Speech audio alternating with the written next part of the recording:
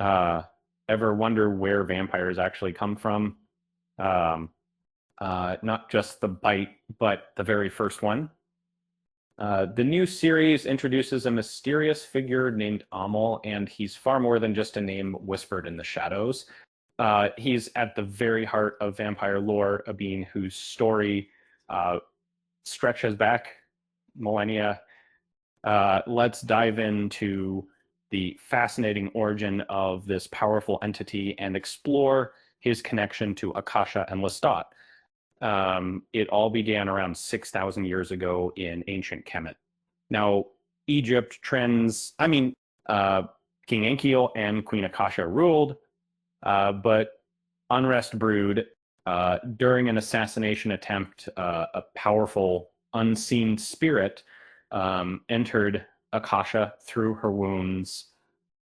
This spirit was Amel, and his arrival wasn't random. He became fused with Akasha's blood, birthing the first vampire and setting in motion a legacy that would span centuries.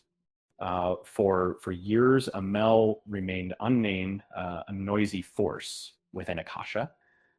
Uh, but the story deepened with the arrival of twin witches, Maharet and Makari. These women could summon spirits, and Amel took a particular liking to them. However, when Akasha discovered their practice of ritualistic cannibalism, she unleashed her wrath.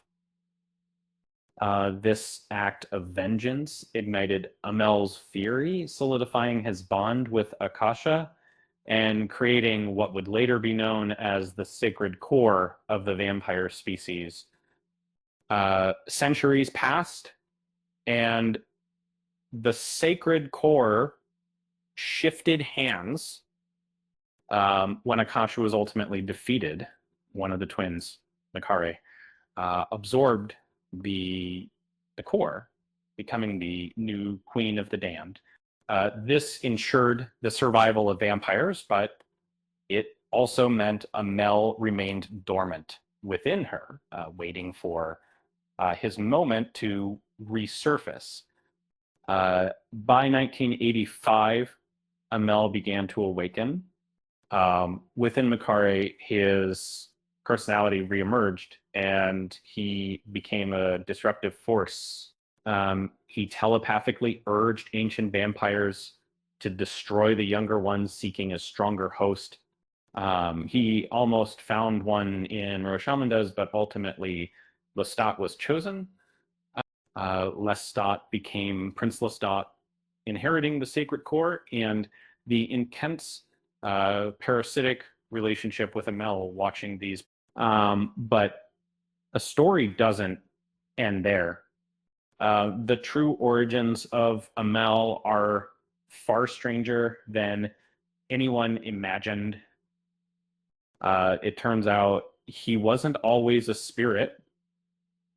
In a surprising sci-fi twist, Amel was once a human abducted by an alien race called the Parents over 12,000 years ago.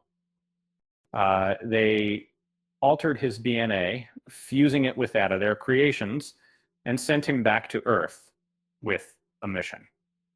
However, Amel rebelled, sharing his knowledge with early humans and creating an advanced civilization known as Atalantia, the inspiration for the myth of Atlantis.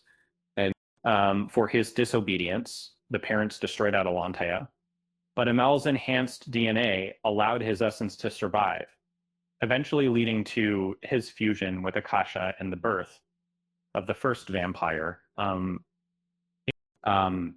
in a final turn of events, a way was found to sever the sacred core from Lestat without destroying the vampire species.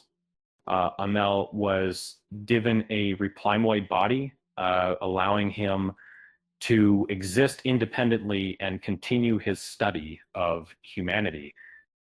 He even revisited the place where he first became a vampire, finally severing his ties with the undead.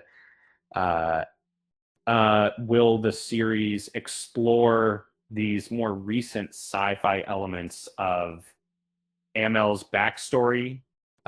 It's certainly possible. It's one thing is certain. Amel is far more than just a name in by Hawk. And he's the key to understanding the origins of vampires, a being whose story is as complex and fascinating as the creatures he created. It just goes to show sometimes the oldest monsters have the most out of this world origins. With that said, thanks for watching, and until next time, bye bye.